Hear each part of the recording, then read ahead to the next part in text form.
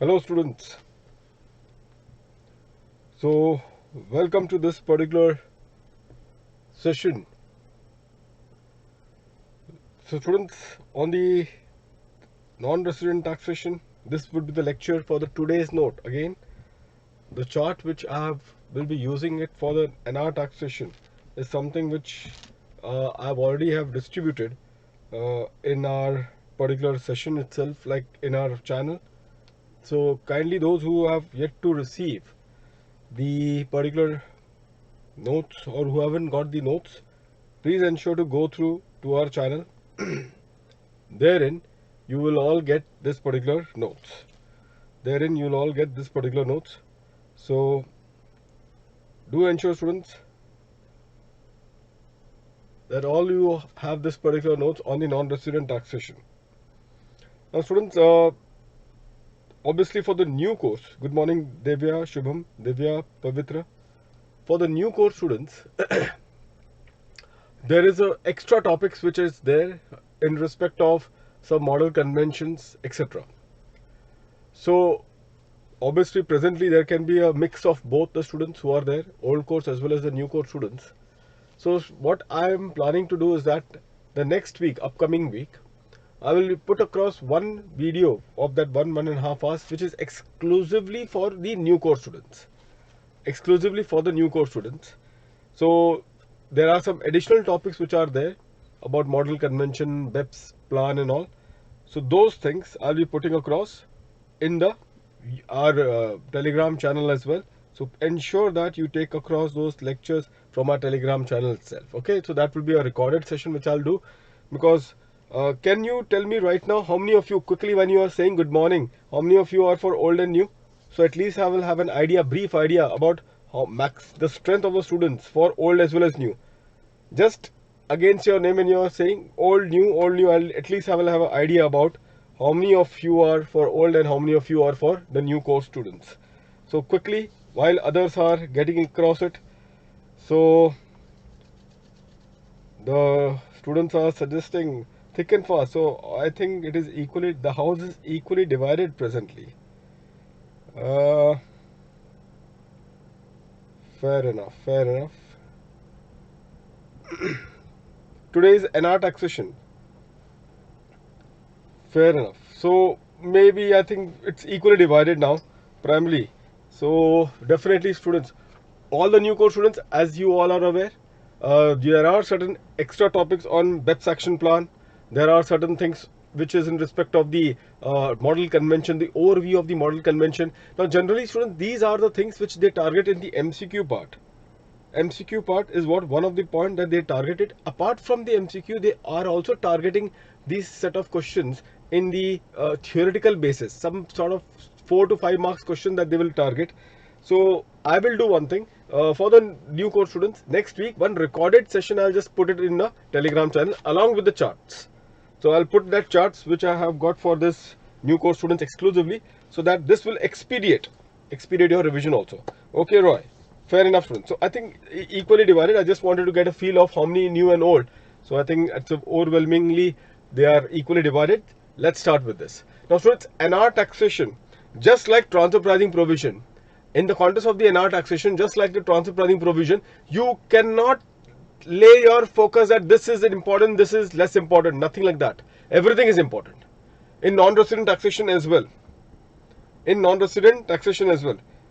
So everything students is an important area so far as NR taxation is concerned, as basic as the residential status of a person.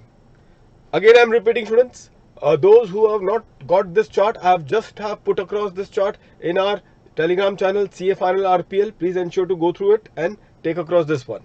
So what we have done is that in this entire chart we have given the entire sequence. The way the transfer pricing also we have done the same way. The sequence was being given to all of you. Similar is what primarily we are doing in this particular context as well. Sajuddin, towards the end, let's first focus only on the today's content, and towards the end, the general tips I'll just provide to all of you. Residential status. Let's start. Now students, even for the individual, this is an important particular area so far as the examination is concerned, even for an individual. This is an important area so far as the examination is concerned. Earlier in the past, they have targeted some of the small case studies. I technically now personally feel that for the individual residential status test, they will target this particular area for the MCQ. That is my take, but definitely they can also target some small case studies as well in this. Students, first of all, please understand one thing. The residential status is a very important discussion so far as the non-resident taxation is concerned, because the scope of the total income which is chargeable to tax under this act, the scope of the total income which is chargeable to tax under this act depends upon the residential status of the person. Whereas if the person is a resident, primarily we all are aware the world income will be charged to tax under the act, and if it is a non-resident, then the chargeability is restricted only to the two categories of income which we all are aware, which is the income which is accrued or deemed to have accrued or rise in India, or the income which is received in India. So technically speaking, students, herein what we have to discuss in the context of the residential status of a person, the residential status primarily which has been given to us, first we will look upon for individual, and the second one is about the company. So therefore, let's start with the individual quickly. First one, as we all are aware, there is two basic residential status, two basic tests applicable for an individual. First is your 182 days, and the second one is about the 60 days, and the last four preceding previous year 365 days. So therefore, if the stay is minimum 182 days, then automatically you will become a resident. Or if not 182 days, if the current period, the current previous year, if the stay is minimum 60 days, and in the last preceding previous year, for previous year, if the stay is for minimum 365 days, then in that particular case, we can say that the person is resident in India. Now students, here there is a star which has been marked in this context, and this star which has been marked is primarily suggesting that this condition will not be applicable, and only this condition would be applicable. Only the first basic condition will be applicable, the second basic condition will not be applicable. Which is that exception where this particular, which is that point where this exception is applicable? Let's have a look. Now this is the case of an Indian citizen leaving India in the previous year as a member of a crew of an Indian ship, or for the purpose of the employment outside India.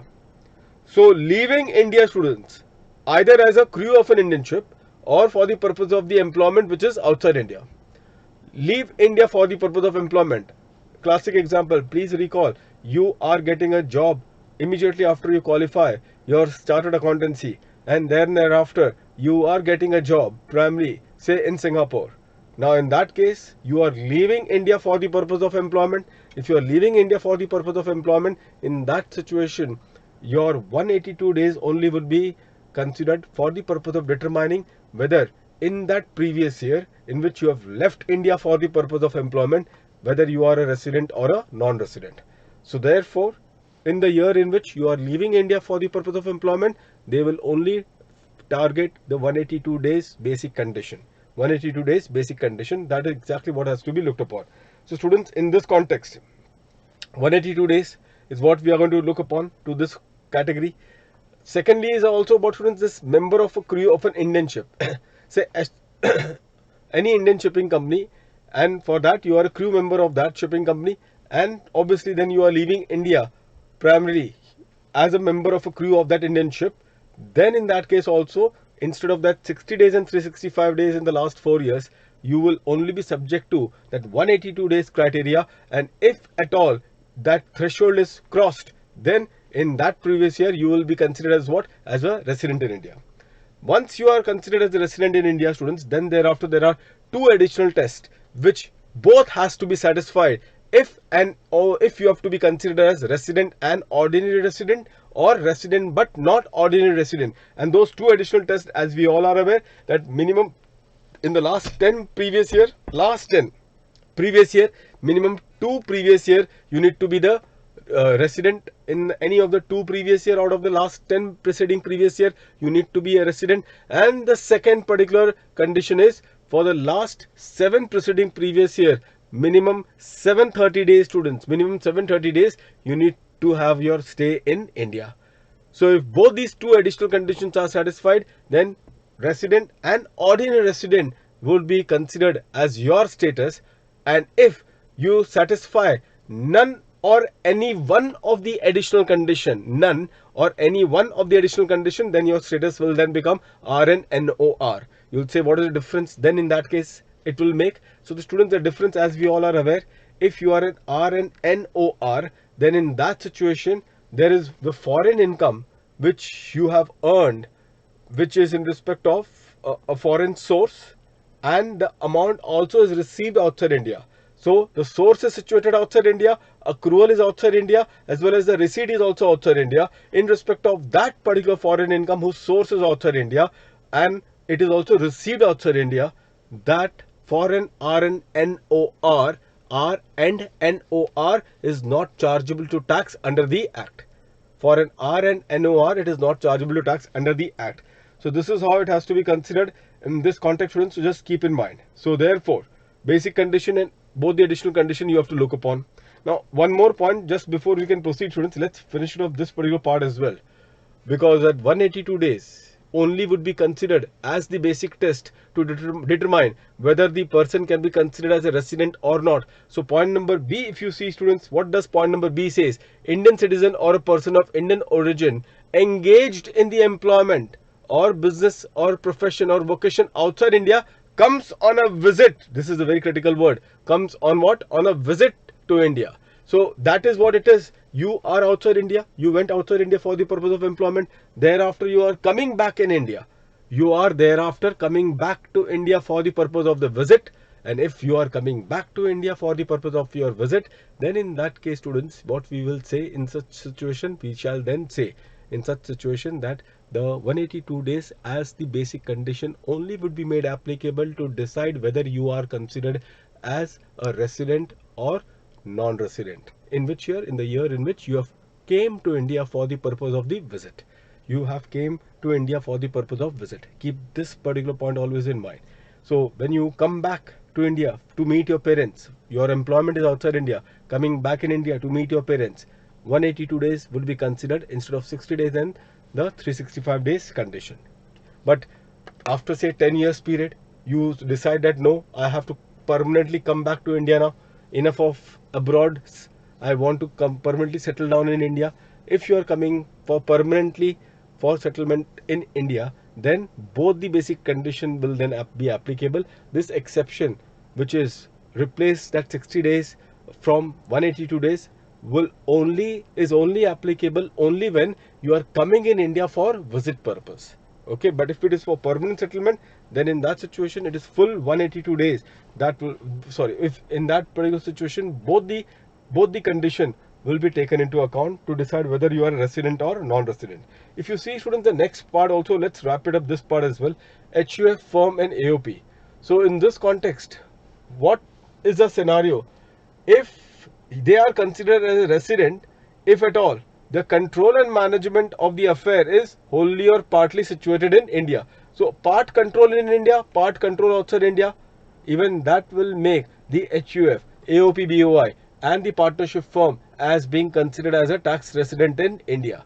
However, for an HUF students, the status can further be divided into R and OR or R and NOR. The status for an HUF can further be divided into RNOR or RNNOR. For that purpose, what you have to see? The Karta residential status. So you will then look into that Karta for the purpose of satisfaction of that two additional condition.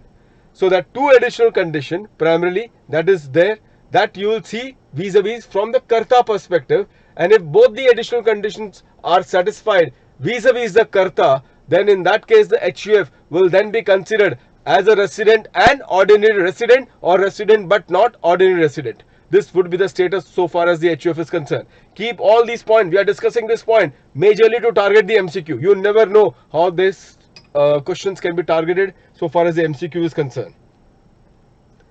Now coming back to the most important part, and now this is where it is, the company. So here we go for the company part, students. As per section 6.3, a company would be a resident in India in any previous year if what? If it is an Indian company, if it is what? An Indian company, or point number B, its POEM in that year is in India. So an Indian company is always a tax resident in India. An Indian company is always what? A tax resident in India. And so far as other than an Indian company is concerned, it shall then be considered as a resident in India if and only if what? Its POEM, place of effective management, is situated in India. So students, in this context, if its POEM is situated in India, in respect of a foreign, say for example, in respect of a foreign company, if its POEM is situated in India, then as we have just now discussed, then in this situation we shall consider that this particular foreign company will then be considered as what? As a tax resident in India. POEM is therefore the test to decide the residential status. Now, prior to the POEM, students, prior to the POEM, there is one. What can you tell me? What was the situation which was there prior to the POEM? Any idea about this part? Prior to the POEM, what was the situation which was there prior to the POEM? Anyone? How a foreign company residential status was being determined? How a foreign company's residential status was being determined prior to the POEM? Yes, Sajuddin. Employment will include for business purpose, leaving not as a for the purpose of the salary and all. Employment would be even the self-employment is covered. Ravi has given the answer. Firm includes LLP also. Control and management. What control and management? Partly control. If supposingly, let me then, students are answering the question already. They are saying that control and management was the condition. So let me ask you, if the part control and management of that foreign company was in India, if what? Please pay attention to this question. If the part control and management of the foreign company was in India, whether that foreign company will then become a resident in India is my question to all of you. If the part control and management of that foreign company was in India, whether that particular foreign company will they be considered to be a resident in India?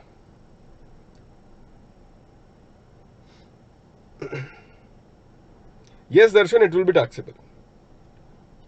Ganesh, some board meeting.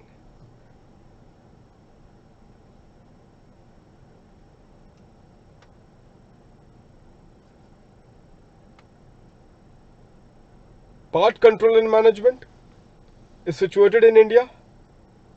So students, be careful herein. Earlier, for the foreign company, now please pay attention. For the foreign company, earlier, prior to this POEM concept, if the control and management was 100% situated in India, 100% the control and management was situated in India, then and only then the foreign company was considered as what? As a tax resident in India. So therefore, if partly it was situated in India, partly it was situated outside India, it was never ever considered as a tax resident in India. So it was 100% control and management. Only then it was considered as a part. It was considered as what? As a resident in India. 100% control and management. Unlike students, unlike in the case of HUF firm and AOP, this was the difference between HUF firm and AOP, where even a part control and management in India would make them the resident in India. But for a foreign company, it was 100% control and management which was required for the purpose of they being treated as a resident in India. Now that has been substituted with the POEM test. And we all are aware why this POEM as a concept was being introduced. Like many of the Indians or the Indian company started doing the acquisition of various foreign companies abroad. A very popular example is that Jaguar motor car. So therefore, various foreign companies acquisition was being taken by the Indian resident or Indian companies.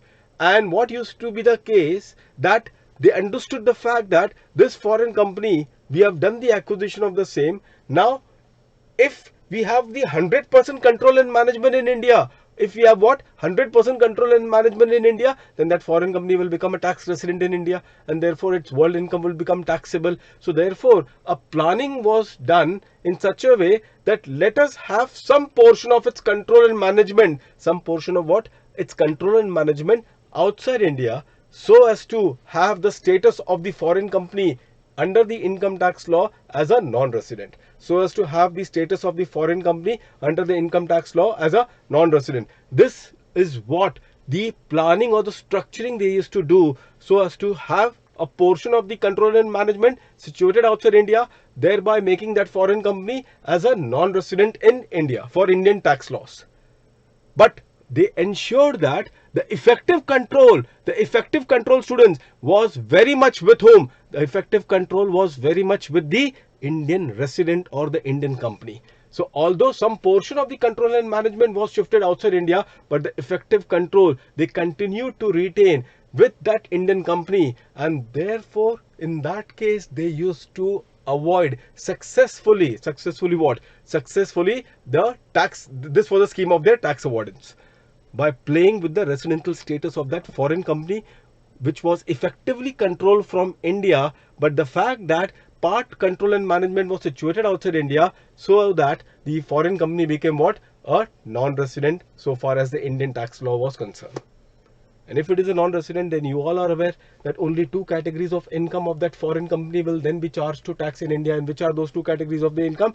Accrued or deemed to have accrued in India or received in India.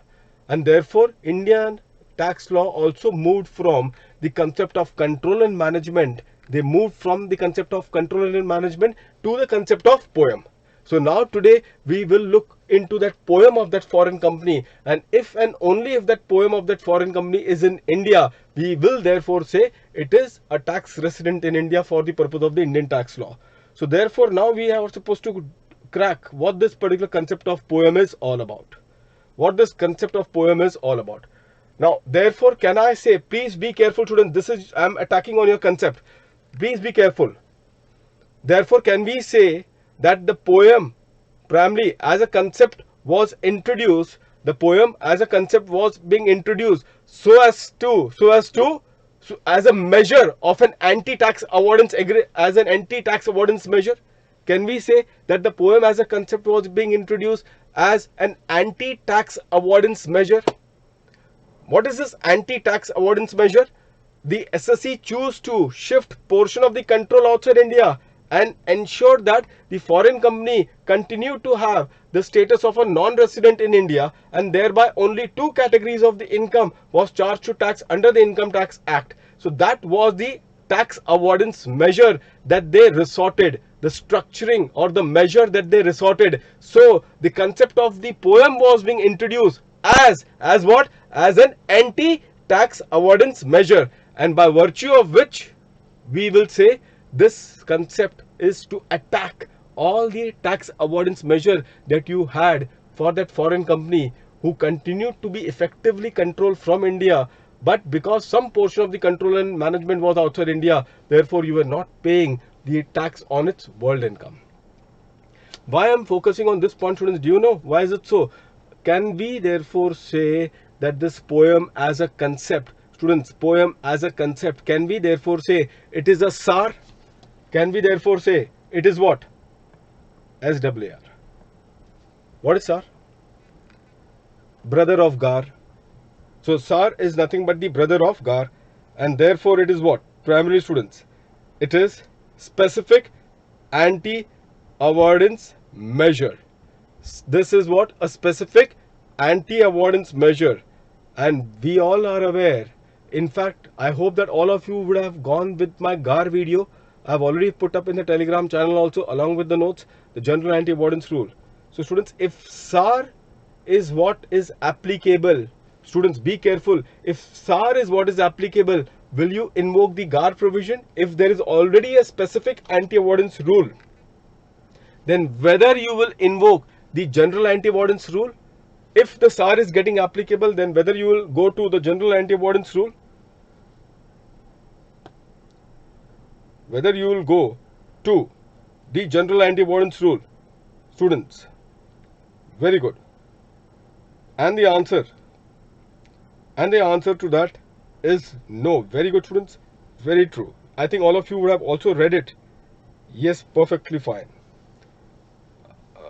Darshan, see, inter-CA we will do it later on, like inter-CA we will do later. Right now, because it's a final CA, but definitely I'll promise you that inter-CA, me and Tarun Raj sir, we are planning to do something on inter-CA tax, but right now only final CA. So yes, very true, students. If the specific anti-avoidance rule, students, if the specific anti-avoidance rule is applicable, then the general anti-avoidance rule will not be made applicable. Just keep this particular point in mind, students. Very true. Yes, Divya is true. It is correct. They can coexist. They can definitely coexist is also the point. Now, please let's come to this poem test, all of you. So, SAR full form is specific anti-avoidance rule. GAR full form is general anti-avoidance rule.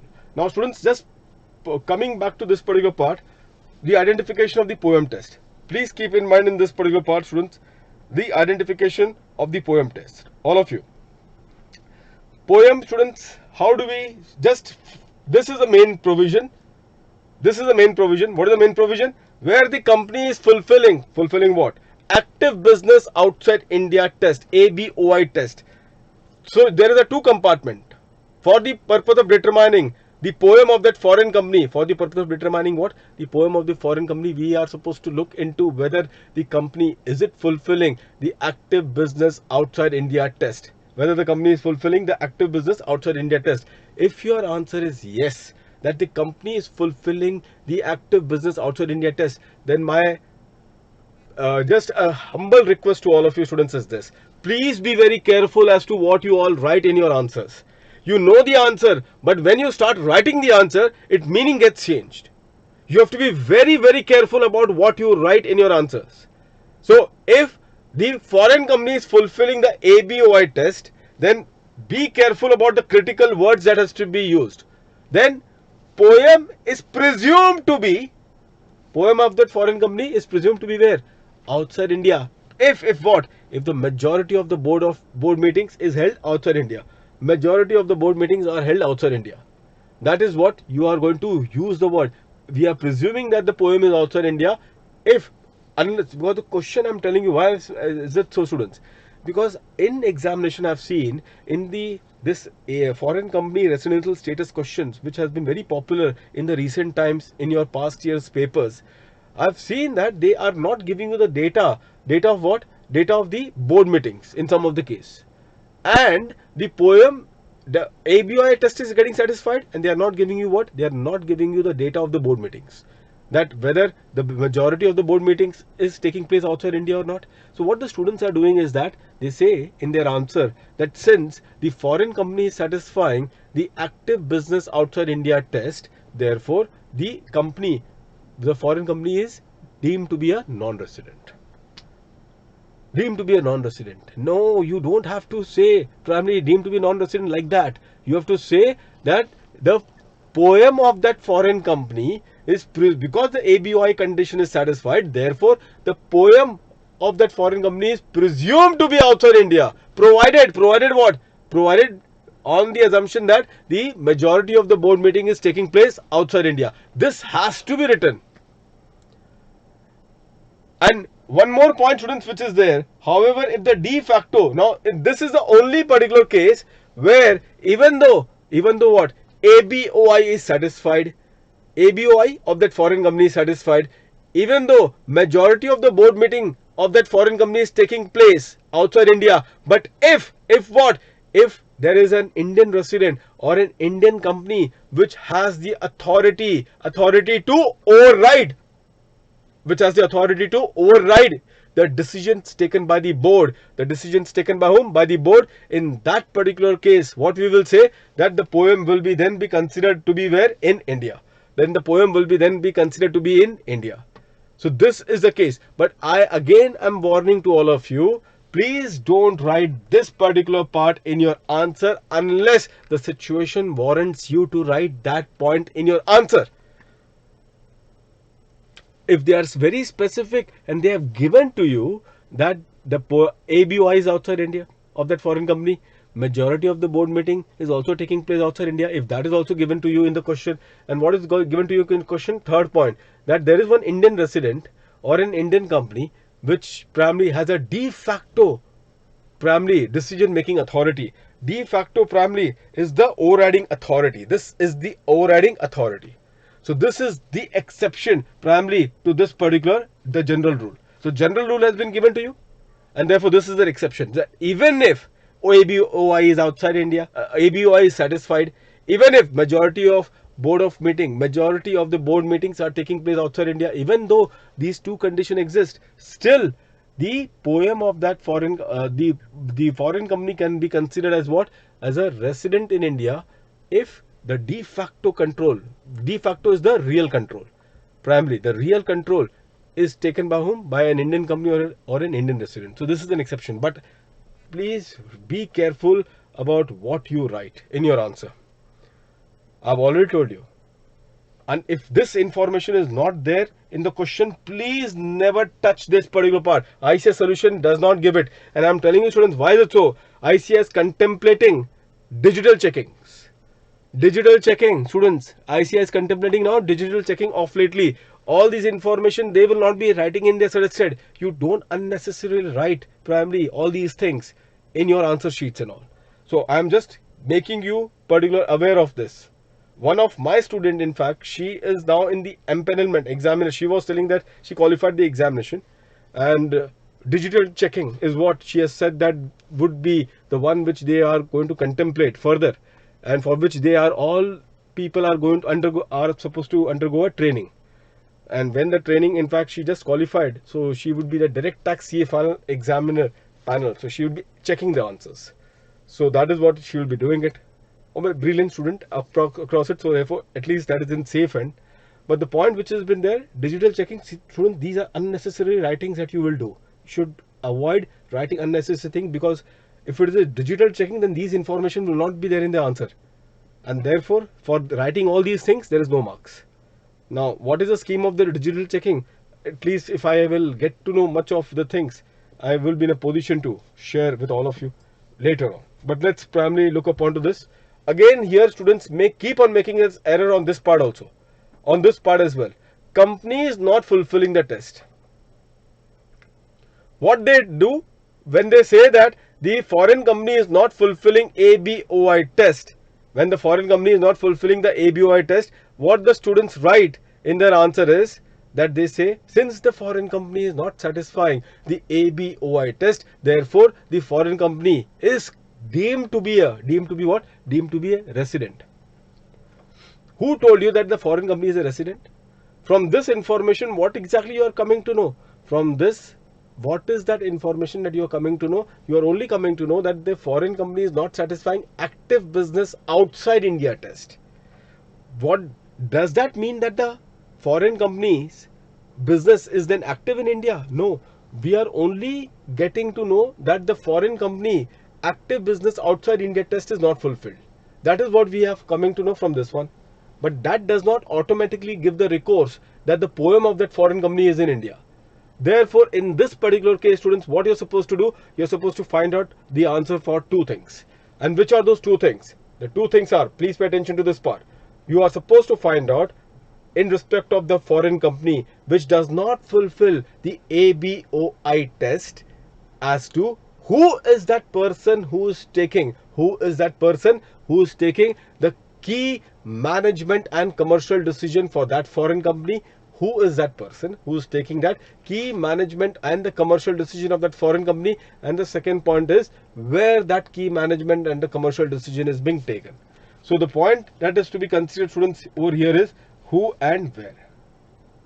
These two things.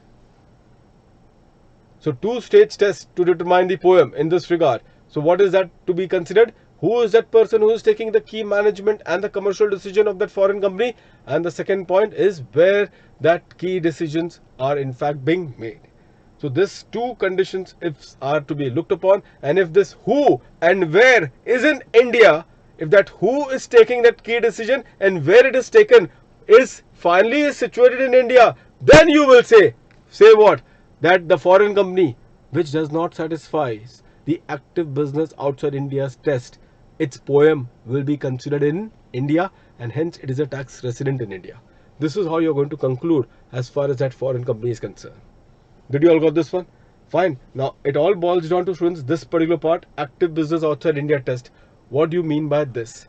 And now, students, here they have asked practical question in the past. I think all of you would have also gone through some of the practical questions in the past. We will just touch upon some of the very critical part of this particular conditions. Let's look upon to this.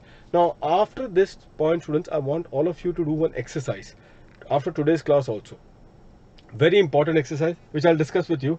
Students, there are two boxes here. First, let's have a look to this one. Two boxes are being given to you.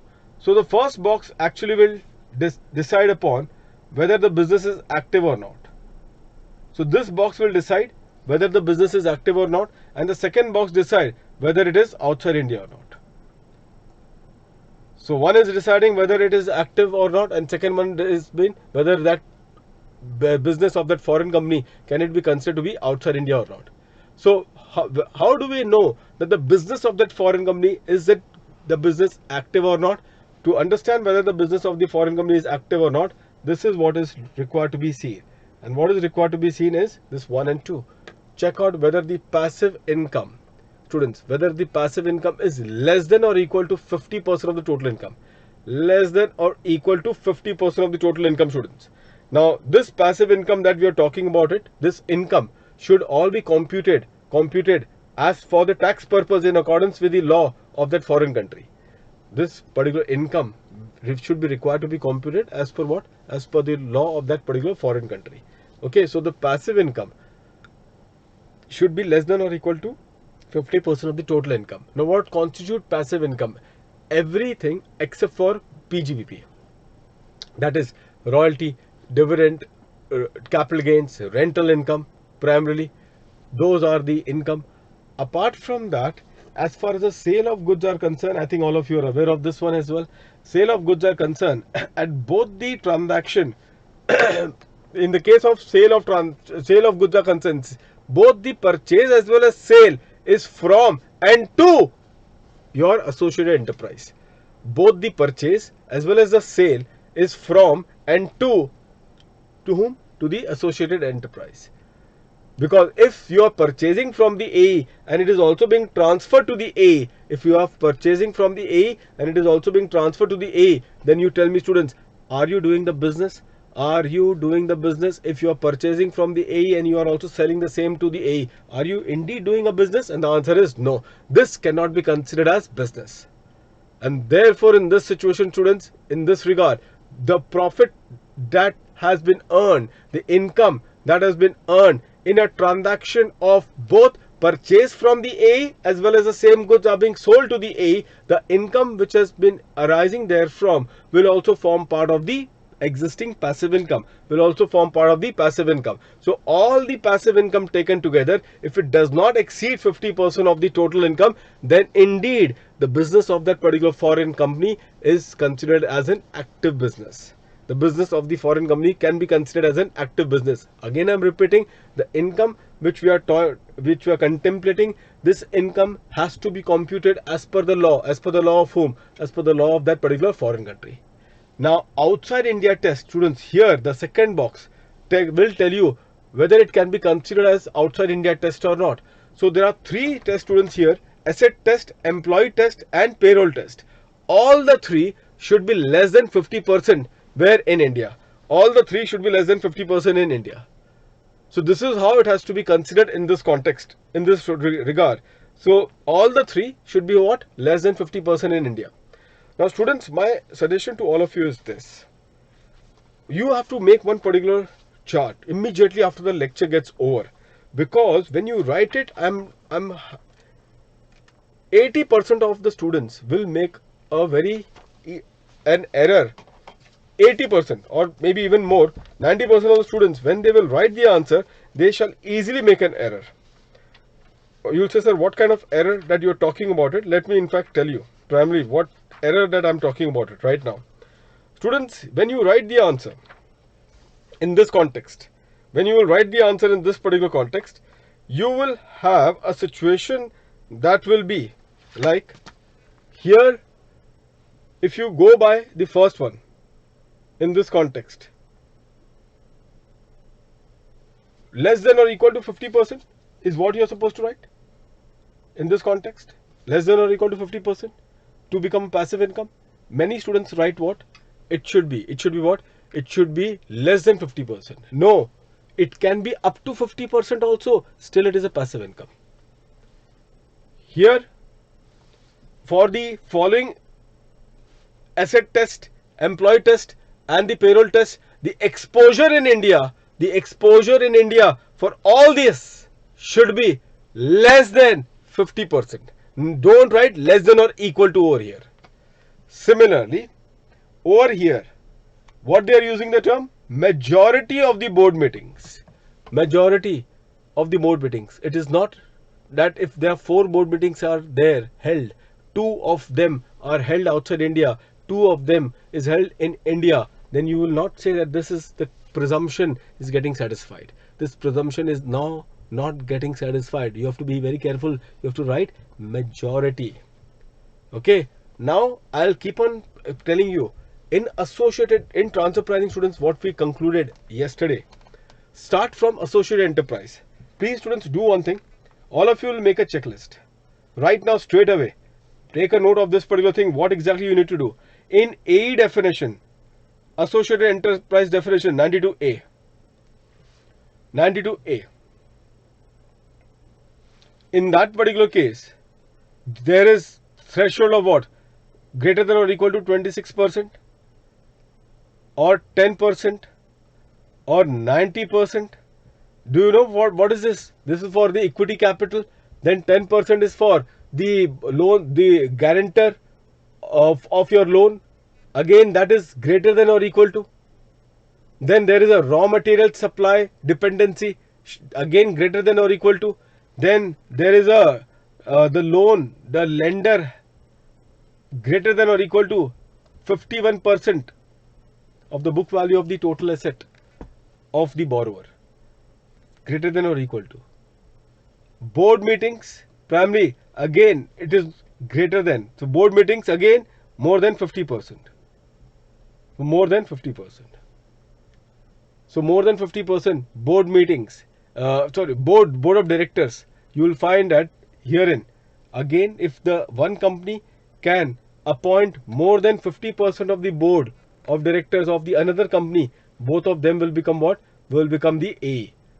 So therefore, they don't write more than or equal to. They will use the word majority. So majority will mean definitely more than 50%. So what I'm trying to say is that this is where the threshold will come. You have to write the answer, students. Please try to understand. And you cannot go wrong primarily in this case. Even though say for example, it may not be like a borderline case. In the examination, it may not be a borderline case, but still you will not be you should not go wrong in this regard. Secondly is the SDT also 92BA. Specified domestic transaction, that 20 crores threshold is there. So that 20 crores threshold, what exactly it is? Greater than 20 crores or greater than or equal to? And at 20 crores of what? Arm's length price or the transaction value? Are you getting this one? Where exactly on the last day of the examination, where you people will get confused. This is where you will get stuck. And when you have to write the answer, this is where you may get fumbled. So I'm just making this precautionary measures in this regard. So 20 crores what? Greater than 20 crores or greater than or equal to? And if it is 20 crores, what you're talking about it? For the SDT, arm's length price, should it be greater than 20 crores or the transaction value should be greater than 20 crores? Aggregate of the transaction value should be greater than 20 crores. What exactly it would be?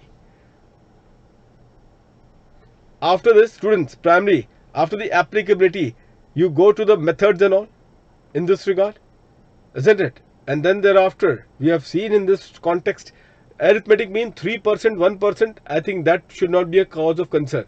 Should exceed 3%. So that particular point you all are aware. Don't have to get bothered with that particular thing. Range concept also 35%, 65% and 50% median. All that things would be known to you. That will not trouble you at all. Then come 92C. 92C for what? Now 92C, students, in this regard, again the difference, the excess money, that 92C is a secondary adjustment. Excess money should be greater than what? 1 crore. They have used the term excess money. What is excess money? The difference between ALP and the transfer price. If that exceed 1 crore, exceed or equal to, what exactly it is? Exceed 1 crore, then this particular thing would be required. And thereafter the percentage. What is the percentage? 20.9664%. That is the additional tax rate. Are you getting this particular point? These are the areas which is really going to pinch you very badly on the day of the examination. So this threshold is more than 1 crore as far as the secondary adjustment is concerned. And then thereafter, in this context, in this particular situation, students, then there is a remedy which is available to you. At least good that the safe harbor percentage for the July attempt students, they don't have to buy hard the safe harbor percentage. Okay, in APA, primarily advanced pricing agreement, in that scenario, is there any kind of a threshold of the monetary limit which are being given to you in the APA, that APA can be taken only beyond this threshold amount? And the answer is no. Advanced ruling, if you remember students, in authority of advanced ruling, for a resident to take the, for a resident who wants to take what? The advanced ruling, for that resident, there is a monetary threshold which has been given. Are you getting this one? So these are the threshold which you need to remember. You have to be very careful about these things. Then come to point number 4. APA, there is no thresholds which are to be there. Now apart from that, there is a DRP, dispute resolution panel. Again, there is no thresholds. Safe harbor, the thresholds are there, but you are safe for July attempt, isn't it? MAP, again, you don't have to worry much on that. Then comes on the documentation. Documentation students, the CBCR. In the documentation, there is a CBCR, and the CBCR, you remember that 5,500 crores. The turnover in the preceding year, 5,500 crores, and then the master file, there is a dual monetary threshold, which you are supposed to take a note of it, isn't it? And then for local file, remember 1 crore. International transaction more than rupees 1 crore. Are you aware of that? More than or equal to, what is that? The list has to be made. After this, thin capitalization, even in thin capitalization, when the interest exceed or greater than or equal to, exceed what? 1 crore, 94B, thin capitalization, 1 crore in this regard. Primarily, what exactly is 1 crore? More than or equal to interest payment. Is it more than to the AE? Should it go more than 1 crore or more than or equal to will also do? You have to look into that. And thereafter, this non-resident, what we are doing right now in this regard, majority of the board meeting, that POEM condition which we are discussing right now, this should be known to you. Primarily, majority is what you need to write in the answer. And thereafter, the ABOI here, passive income less than or equal to. And what about the next one? Herein, for the outside India test, all the exposure, be it asset, be it employee, be it payroll, all these 3 exposures in India should be less than 50%. This is what you have to primarily do this very careful, students, if you really want to score good marks. So therefore, you have to put in a list. Please put up in a list, and I'm telling you, do that, you will never go wrong in the examination. You but have to do that, because you have to write the provisions. At the end of the day, you have to write the provision less than or equal to, greater than or equal to. You'll get fumbled. Only after here, you'll say, after this also there is something. No, don't worry. After this, there is not much of the things for you to remember it. Okay, but up till here, I've already have told you, hand-holded you what exactly you need to do. Entire checklist has been ready. Students, entire checklist I've given you now. Now it's up to you. Quickly, after the lecture gets over, make a list of it, wrap it up, finish it off. Did you all got this one? Now, now last point, students, I just wanted to discuss certain things over here. Can you see this total asset in India? Everything should be less than 50%. Now this total asset, students, what exactly it is? If it is the depreciable asset, students, if it is a depreciable asset primarily. So again, you take the opening WDV and the closing WDV, the average of the opening WDV. So this you in fact take the average of what? Opening plus closing WDV. Okay. So average of the opening plus closing WDV. This opening plus closing WDV you are taking as per, what is the value? As per the law of the foreign country. As per what? The law of the foreign country. This is how you are taking the average of the opening and the closing WDV. So far as the number of employees are concerned, students, herein, again, here you take the average opening plus the closing. Average opening plus the closing. Now students, here there is very peculiar feature that this there. Just keep in mind for the employees part, one very peculiar point is there. Let me discuss that particular point with all of you. Just pay attention to this particular point, students. Just pay attention. Now, many companies, many multinational companies, what these company do, foreign company, like Johnson and Johnson. Now, you, in fact, want to get an appointment with J&J. But how smartly Johnson and Johnson plays is that they will not take you in their payroll, but what they will do is that they will recruit you through a payroll of an agency, which is a manpower recruiting agency. So through their payroll you are getting recruited. With whom? With Johnson and Johnson or these kind of foreign companies. Well, why exactly is so? Obviously, one of the major reason is that they don't want to get into the retirement benefits, because if you happen to be in their payroll, then the cost to the company will increase, because then they would also be liable for your retirement benefits and everything, gratuity, pension and everything.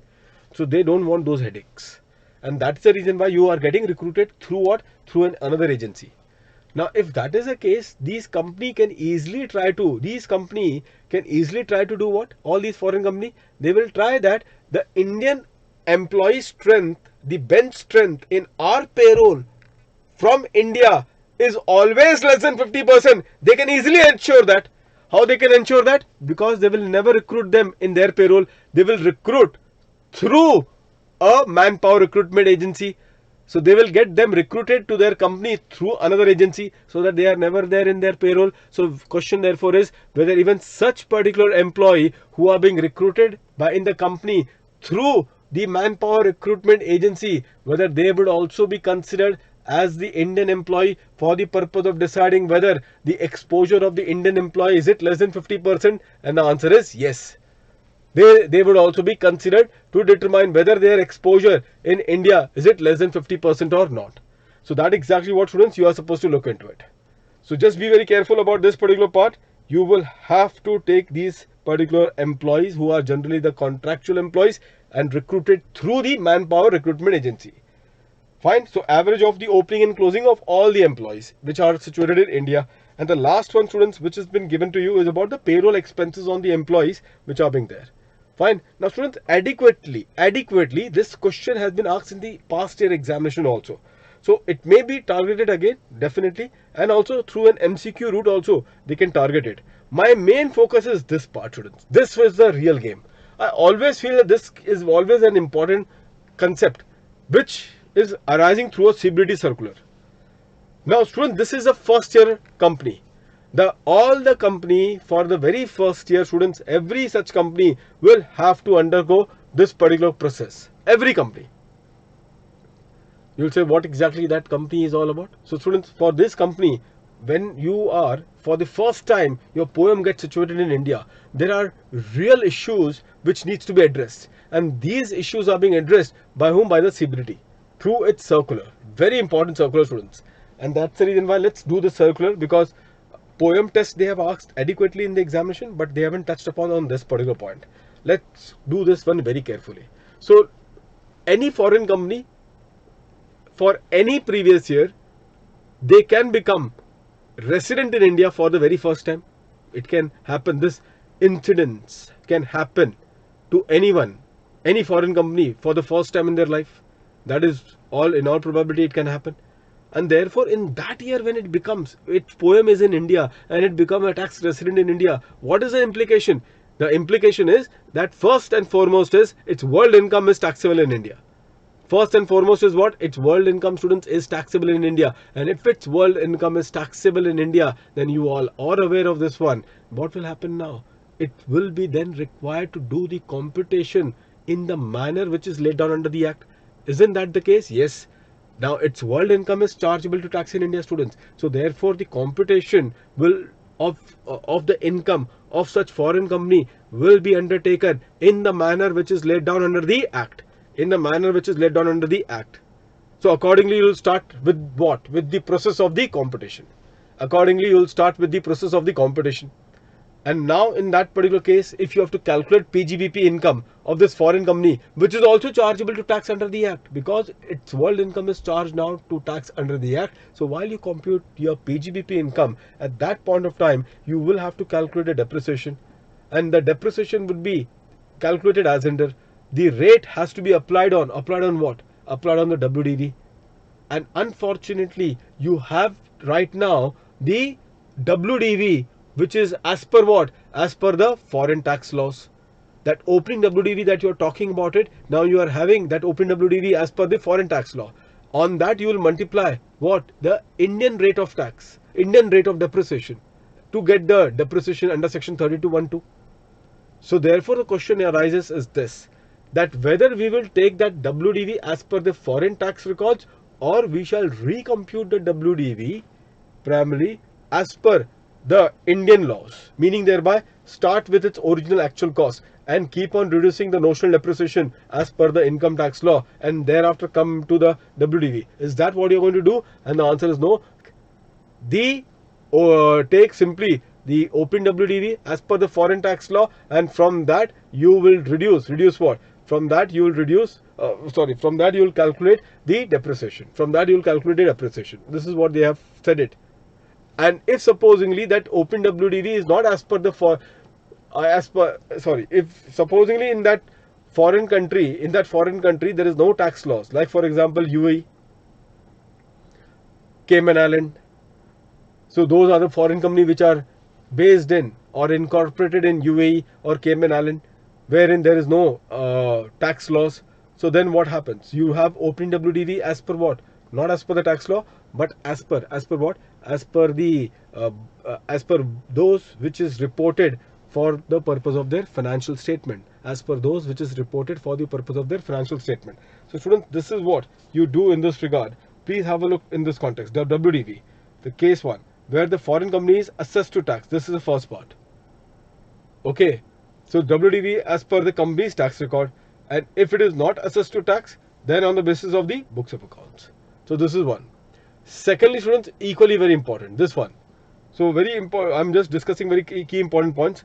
The problem is that we require WDV as on what, which date, students? We require WDV as on the 1st of April.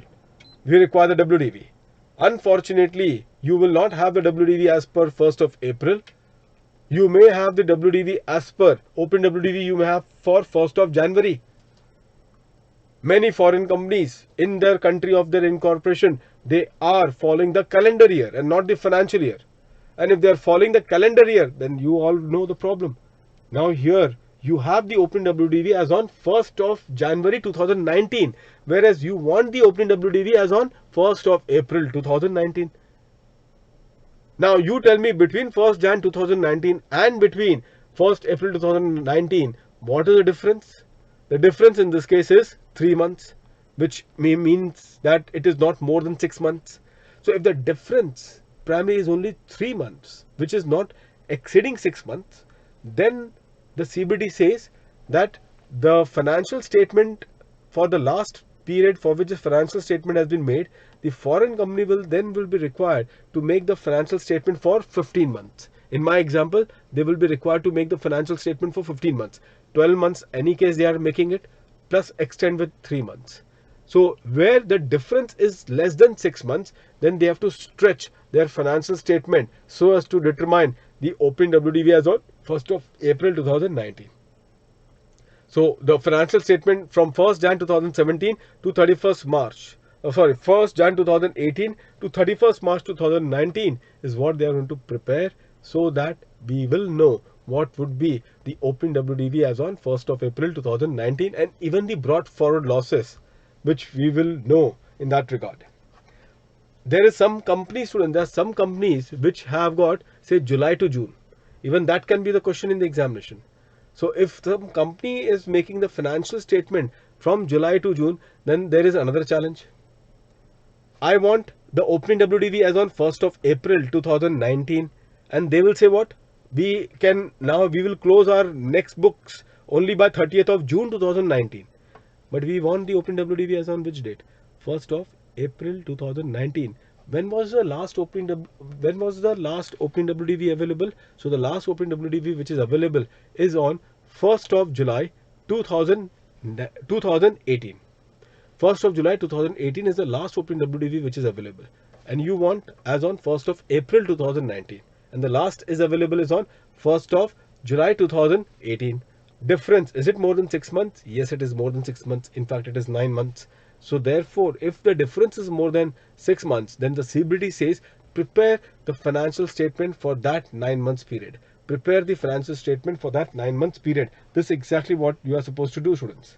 So just keep in mind, is it that difference between the OpenWDV available as per their foreign records and the OpenWDV that we require as on 1st of April, is that more than 6 months? If the answer is no, then stretch the last financial statement to 31st March 2019. If the answer is yes, then please prepare the new financial statement for that limited period. This is what you're supposed to do. Now students, herein the rate of tax. Please understand this foreign company, what it is going to go through.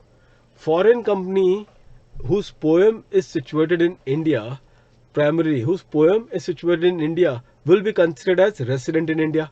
Resident in India would mean their global income is chargeable to tax under the Act. Global income, students, is chargeable to tax under the Act. But the question is that at what rate it will be chargeable to tax? At what rate it will be chargeable to tax? So the rate is 40%. Rate will not change. Please don't change the rate. Rate is not on the basis of, please understand the difference. The rate is not on the basis of residential status of a person. Whether you are a resident or you are a non-resident, that will not alter the rate. Primarily, the rate is on the basis of whether the company is a domestic company or a foreign company. If it is a domestic company, then the rate is 30%. If you are a foreign company, then the rate is 40%. That is how the rate is given so far as the company is concerned. The scope of the chargeability under the Act is based on the residential status. So where you are a resident, whosoever you are as a person, if you are a resident person, then your world income is taxable. But when it comes to a tax rate, at what tax rate that the total income chargeable to tax under the Act will be charged, that will depend upon the status, whether you are a domestic or you are a foreign company. So if you are a foreign company, then in that situation, students, it is 40%. Now this 40% would be applied on the world income. This 40% will be applied on the world income. Keep that particular point in mind. Point number 3, students, is also very critical. Point number 3 is also very critical. Students, like there can be a conflict now because the company is a foreign company. Okay, that status is there, a foreign company but a resident. And like for example, this is a foreign company which is a resident now because its poem is in India, but it's a foreign company. So I am a resident person. I'm making a payment to this foreign company. And in that payment, I have failed to deduct the TDS. In that particular payment, I have failed to deduct the TDS. Therefore, the question to all of you is, if I have failed to deduct the TDS in this particular case, I will be deducting whether the failure to deduct TDS when a payment is made to a foreign company but a resident, whether in that case the disallowance that will take place, will it be under section 40AI or the disallowance will be under section 40AIA? That's my question to all of you. 40AI or 40AIA?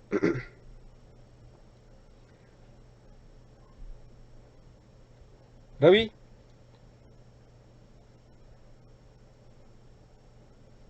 Yes, Ravi, you're correct in your observation. Students, quickly give me the answer.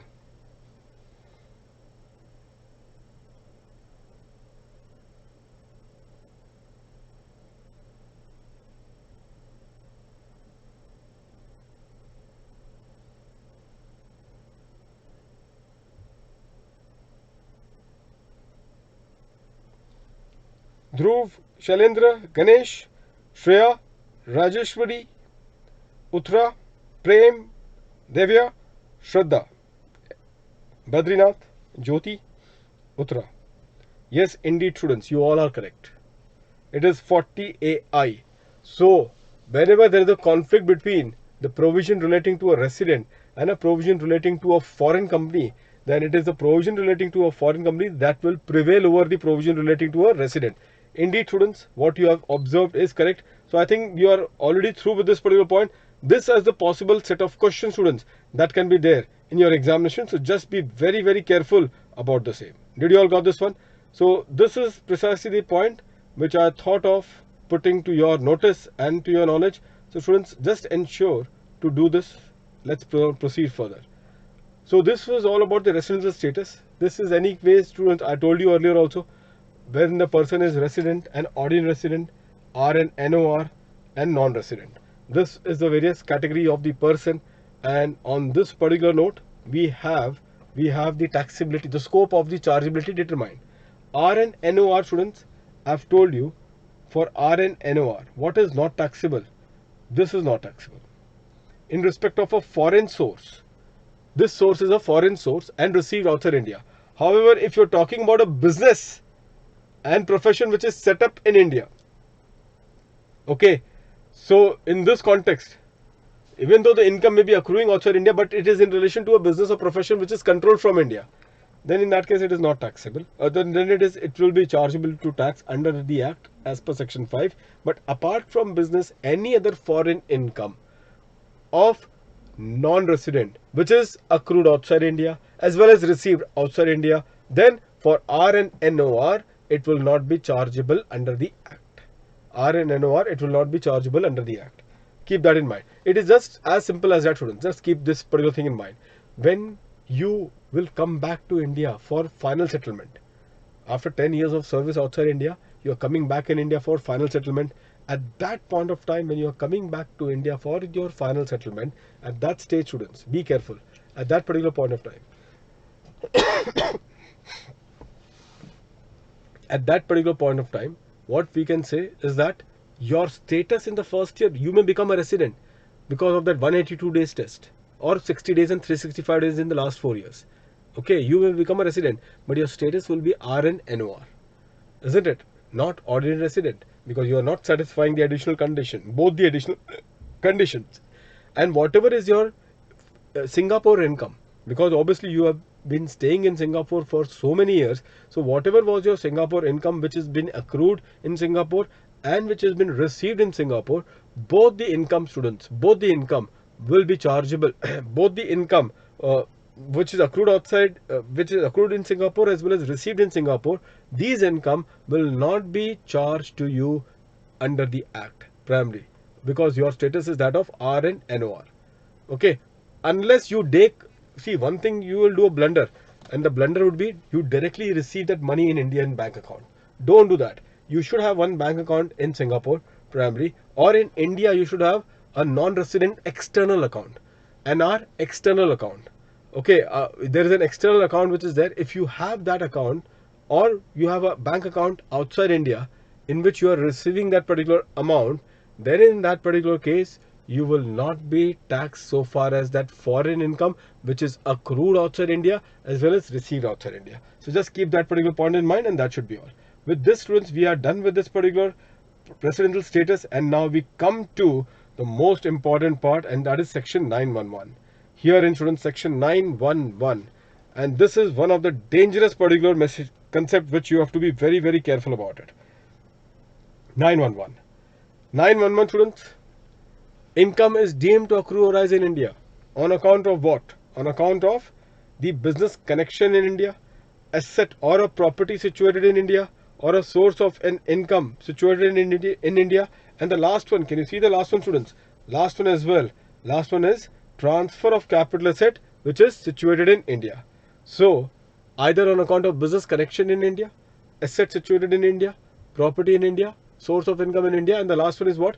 Transfer of a capital asset which is situated in India. So if we now focus only on A and B, herein A and B. Now let me in fact try to take you through the other particular part as well. Students, you can easily be given, I think you may be aware how last attempts and all, ICAI is asking small question in NR taxation, and these are all concept based. That is the beauty of ICAI, that they are asking you some concept based question. So they will give you, like, there is an asset which is situated in India of a non-resident, okay, for which he is getting rent or he is getting a higher charges from that asset. Now to whom he has given that asset on rent? To whom he has given that asset on rent? So he has given that asset on rent to another non-resident. Okay, to another non-resident he has given the asset on rent. Now this non-resident, who is now the payer of that particular, that non-resident who is now that payer of that higher charges, he does not have any physical presence in India. He has just taken that asset which is situated in India on rent, but the payer non-resident, the one who is paying that rent, he does not have any physical presence in India. Okay, neither he has got any permanent establishment in India, nor any place of business in India, but he is paying the rent to that payee non-resident in respect of an asset which is situated in India. question therefore to all of you is whether that payer non-resident, the one who is making the payment, whether that payer non-resident, will he be liable to deduct the TDS? Will he be liable to deduct the TDS, students? Disha, any untaxed income came in Indian bank account, then taxable in India of any previous year, then too? No, Disha. You have received that particular income outside India, then you are repatriating that income. So if you have received that income outside India, accrued outside India, and then you are simply repatriating that particular income, then not taxable.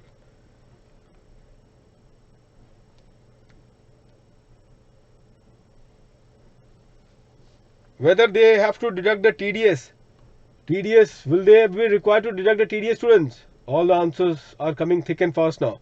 So if you, yes, in fact, very quite impressed with your quick response. Students, this is where 195, section 195, which is there in your page number, slide number 20. Very true, students. In this context, students, in this regard, very true. Sunita, just be careful, just herein. Let's have a look, students, herein. 195. So, students, 195, ICI in the examination will link it up with 911. ICI in the examination, they are going to link it up with which section, students? 911. Be very, very careful about that. Did you all got this one? Now, this is how you have to look upon to this part. Please look upon to this one, students, herein. Page number 20. Let us deal with this. Sindhuja, let's deal with this one carefully. Here what they say in this case, any sum chargeable to tax to a non-corporate, non-resident, or to a foreign company is liable to deduct the tax at source at the rate prescribed under the relevant Finance Act. Payee, who is a payee, students? Payee definitely for 195 has to be the non-resident. Payee has to be a non-resident as far as 195 is concerned. Who is the payer? Payer can be anyone, resident or non-resident. Resident or non-resident, that is what it is. Now please have a look directly, students. Explanation number 2. What is explanation 2 is very important. Explanation number 2. What it says? It says, it clarifies that the obligation to comply with section 195 subsection 1 and to make deduction thereunder applies and shall be deemed to have always applied and extend and shall be deemed to have always extended to all person, resident or non-resident, meaning once the sum is chargeable under 195, once the sum is chargeable to tax under the Act, then the obligation under section 195 shall apply to all the person, whether resident or non-resident, and whether or not the non-resident, so if that payer is a non-resident, so whether or not the non-resident has what? A residence or a place of business or a business connection in India, or any other presence in manner whatsoever in India. Any other presence in any manner whatsoever in India. So therefore, in this case, if the sum is chargeable to tax under the Act, then the obligation under section 195 will apply, whether or not that person is a resident or a non-resident. And if that person is a non-resident, then whether or not he has got a place of business or a residence or a business connection in India or a presence in any manner whatsoever in India. This has got no relevance for the purpose of the obligation of deducting the TDS under section 195. This has got no relevance for the purpose of deducting the TDS under section 195. Time of deduction of TDS, students, this you can always go through this, but this is the soul of the substantive provision of 195. This is the soul. So students, you have to be very, very careful while you read the questions in the examination. The first 195 talks about what? That you have to check. The foremost thing that you have to check is what? Whether the sum is chargeable to tax under the Act. Now, how do you decide that the sum is chargeable to tax under the Act for a non-resident? For a non-resident, the sum is chargeable to tax under the Act if that income is accrued or deemed to have accrued or arise in India, And how do you decide that the income is deemed to have accrued or arise in India to that non-resident? For that very purpose, students, you have to then look into section 9. And accordingly, any of the clause of section 9, if that income is getting accrued or deemed to have accrued to that non-resident, in that situation, this sum paid to the non-resident will become chargeable to tax under the Act. And that is what will make the payer under the obligation to deduct the TDS. Whether that payer is a resident or non-resident doesn't matter. And if the payer is a non-resident, then whether or not he has got a place of business or a residence or a business connection in India or any other physical presence whatsoever in India, all these are irrelevant consideration. Did you all got this one, students? Be very careful as far as this particular points are concerned. Fine. I hope that all of you are getting hold with this particular situation now. Fine, students. Now, in this context, be careful. Now we go to, students, business connection part herein. So, business connection, students. It includes and it excludes. That is how they have defined the business connection. It includes and it excludes. First of all, let's finish it off the exclusion part. So, business connection includes and the business connection excludes. So, what it excludes? Students, first of all, I will tell you, after the business connection is over, then I am going to take a break herein. We will all take a break of around 20 minutes to maximum 25 minutes. Maybe you can have your lunch also if you want it primarily, because after that we are going to do indirect transfer. This particular part, indirect transfer, for which again I am going to give you the link in the lecture. So that will be our part B. Indirect transfer, students, we will do a practical question also, which I have to do with you, because practical questions somehow or the other I feel that this is going to come in the exam. So therefore this would be the important thing. My suggestion would be, if you can wrap it up quickly by having your lunch or so in that half an hour break, it will be really good, or else you can just decide in this regard. Okay. The only point is that you will say, sir, why you are taking a break primarily? Because I have to take a medicine. So therefore I have to take a quick break at that time. So students, herein exclude part. If you look into the exclude part, so let's have a look to the exclude part. Operations which are confined to purchase for the purpose of export. Confined to means restricted to. So if your operation is restricted only in respect of what? Only in respect of that you are in India, that non-resident is only purchasing for the purpose of export. So activity is purchase of the goods in India and they are doing the export. This is the only activity that the NR is doing. Then in that particular case, students, that point will not be considered as what? A non-resident having a business connection in India. So operation which is confined to purchase, this is very critical. But in the examination they can try to fox you by saying that he is doing purchase plus storage and thereafter export. Purchase plus storage in India and thereafter doing the export. In that case, you will say and conclude that this non-resident has got what? The income which is deemed to accrue or arise in this particular non-resident has got what? Business connection in India.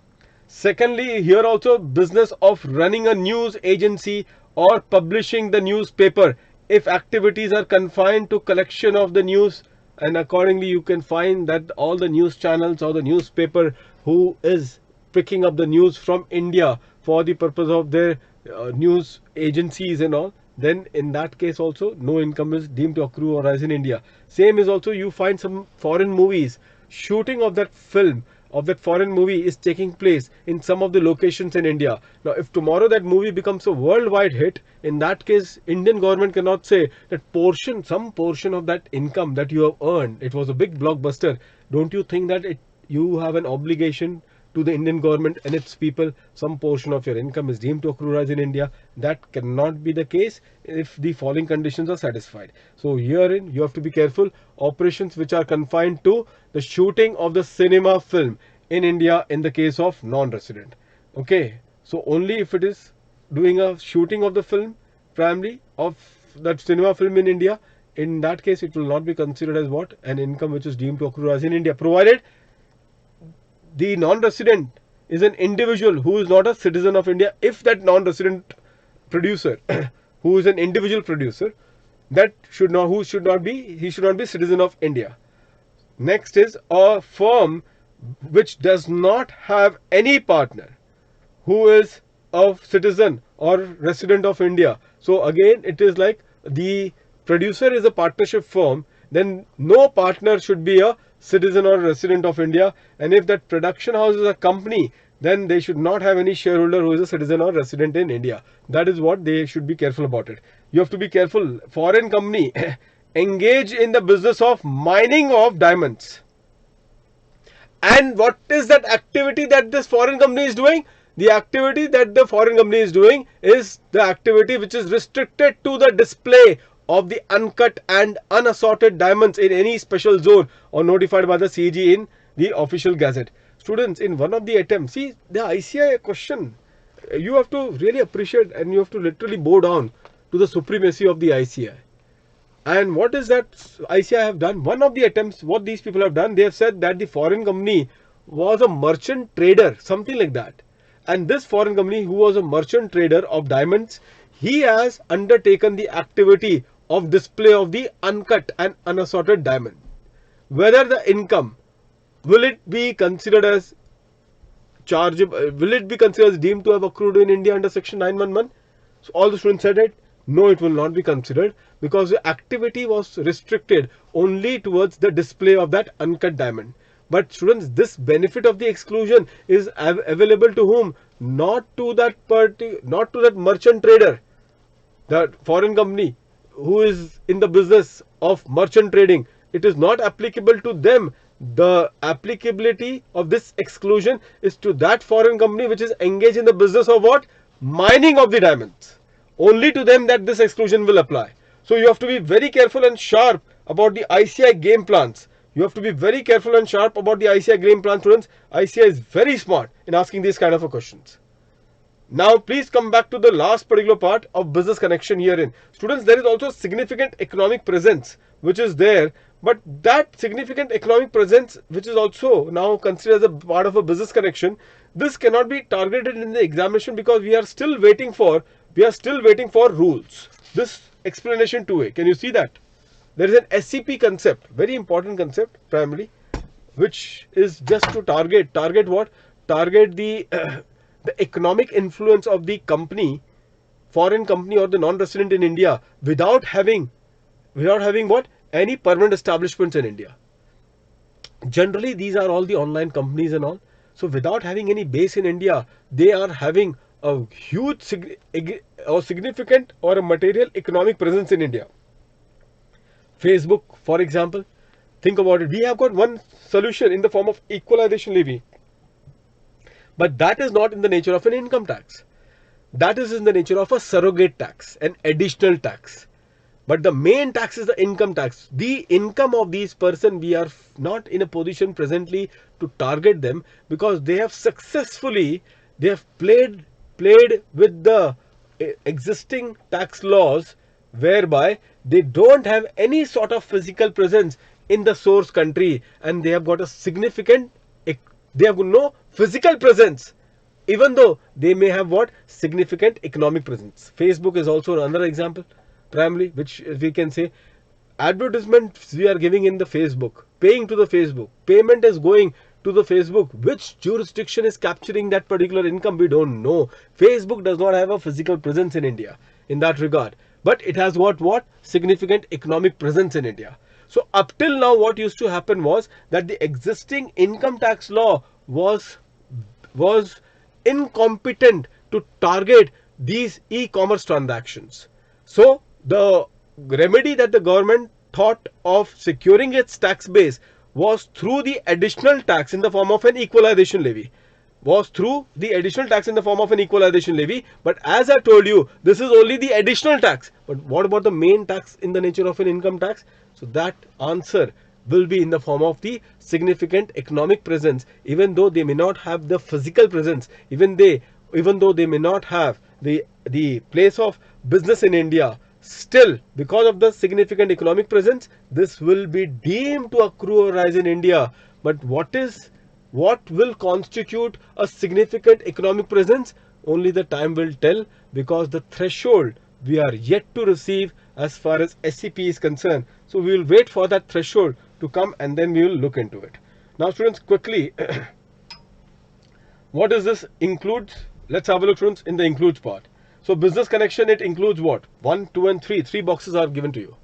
So here in students, again there is an important amendment. You have to be very careful while you write the answer. Here, these are all about the include part, students. This is all about the dependent agent.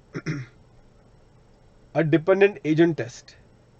So if the non-resident has got a dependent agent in India, non-resident has got what? A dependent agent person. That person will be considered as a dependent agent of that non-resident in India if he mainly or wholly, performs any of the following steps for that non-resident. What is that steps that will create a business connection for that non-resident in India because of this particular agent? So steps are: number 1, that agent, he is playing what? A principal role in concluding, which leads to the conclusion of the contracts, and which leads to the conclusion of the contracts which will be entered by the non-resident. Now what used to be the situation was that, this is, you may be aware, this is an amendment part. Before the amendment, the situation was that the NR will be considered as having a business connection in India if he has an agent in India who habitually concludes the contract in India on behalf of the non-resident. This was what was the position prior to the amendment. And the easy way that the non-resident found out to dodge this provision, and what they did, they told the agent that, look, Mr. Agent, do one thing, do everything, negotiate the terms, all the terms and conditions of the contract with our buyer, but please don't conclude the contract. Conclude means don't enter into the agreement, because if you conclude the contract, then you will give us the exposure of business connection in India as per the existing law before the amendment. So therefore, they used to give the instruction to their agent that you will negotiate with the buyer, finalize the terms and the condition, everything that is required in the contract, you will do that except for concluding the contract. For concluding, we will come into the scene, and at that time you will be out from the game. So then we can argue that, look, our agents in India don't conclude the contract, and because our agents in India don't conclude the contracts, therefore we don't have a business connection in India. And that is the reason why, in order to target this loophole that existed, that there was an amendment. And as per the amendment, now what is the requirement? We have to find out whether the person, that agent in India of that non-resident, does he play a principal role which leads to the conclusion of that contract by that non-resident. If the answer is yes, it plays a principal role, then indeed in this case we will say that the non-resident has got a business connection in India. Second point, students, which I was telling you, as I told you, that this agent need to perform any one of the 3 boxes. That will be sufficient to give the non-resident the exposure of the business connection in India. So the second box, if you see, is about what? Habitually maintains the stock of goods and delivers the goods on behalf of the non-resident. So habitually maintains what? The stock of goods and delivers the goods on behalf of what? Of the non-resident. Maintaining the stock of goods and delivering the goods on behalf of the non-resident. So here he is maintaining the stock, and as per the instruction, maintaining the stock of the non-resident, and as per the instruction of the non-resident, he is delivering the same to whom?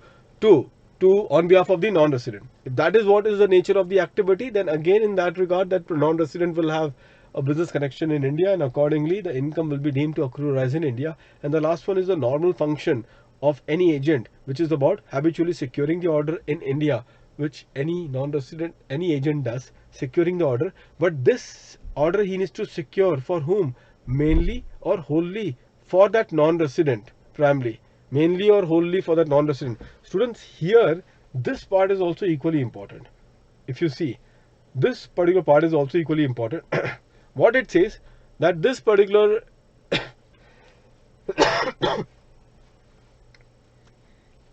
It does not include this entire agent, the concept of agent connection, which will give rise to a business connection to that non-resident.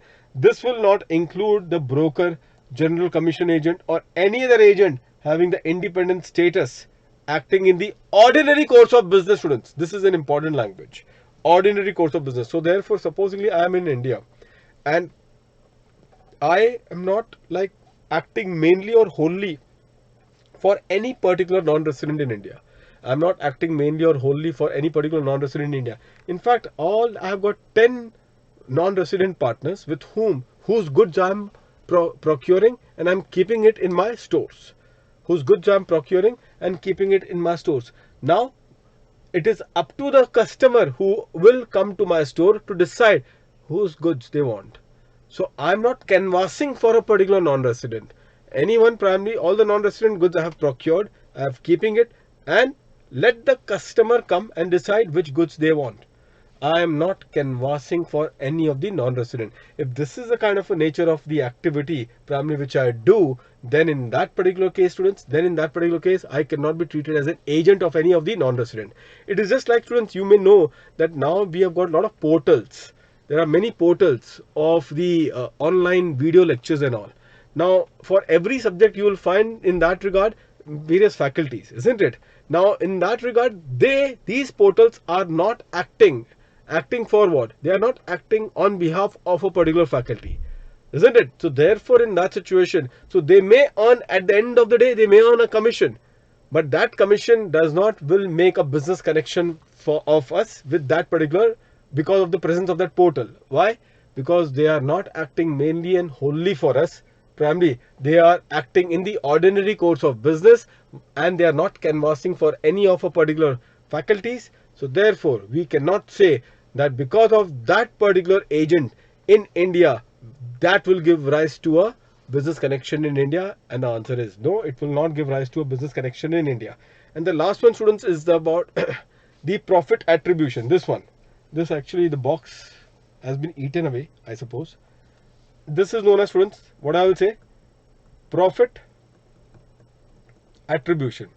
Now, what is profit attribution? Now, say for example, students, a particular non-resident who is there, he is performing in India, say purchase function is in India, or say storage or warehousing or manufacturing. One of the business function he does in India, another business function he does in other country, another jurisdiction. And the sales finally he is doing in some third jurisdiction. Now the question therefore is, whatever is the profit which is earned by this multinational company or by this non-resident, will the entire profit will be accrued in India? And the answer is no. So only that much of the portion which is attributable to the operations which is done in India, only that much of the profit which is attributable to the operation which is done in India, that is what will be deemed to accrue rise in India. This is what is known as the concept of the profit attribution, which will be made applicable when there is multiple operation carried out in more than one jurisdiction,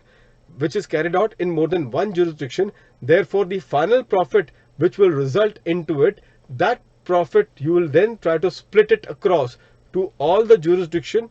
Again, you can apply the FAR which we were discussing on the transfer pricing class, isn't it? So based on that, the profit attribution will be made as to this much of the profit which is attributable to the Indian operation. This is what, students, is about the concept of the business connection. Exclude and include what we have discussed, asset or the property which is situated in India. Because of that reason also, there is an income which is deemed to accrue rise in India, which will now leave us to the final game. And this is the most important game, and that is about the transfer of a capital asset situated in India. Various tests which has been there. Apart from the test which I will be there, then practical questions, students, I'm going to do with all of you. Fine. So I'll see you quickly after the break. So right now, students, it is around 12:51. So we can meet up at what? 1:30. Again, students, 1:30. Lunchtime, I think, yeah, lunchtime is there. So 1:30, students, we are going to meet up. Okay, 1 hour session at the most. I'll have 1 hour session with you, because that will be a very intensive thing, because it cannot be theoretical, it has to be practical. 1 hour session I'll have with you for indirect transfer and other related areas. Okay, so quickly students, have your lunch, and if possible, if not now, if those who are not having lunch, please ensure one thing. I told you to make a checklist. Which checklist I have told you to make? Of all the limits which I have told you, please don't forget that. Fine.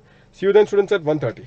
Okay, I'll share the link in the group also in our Telegram channel for our 1:30 class, and also we'll be here. See you.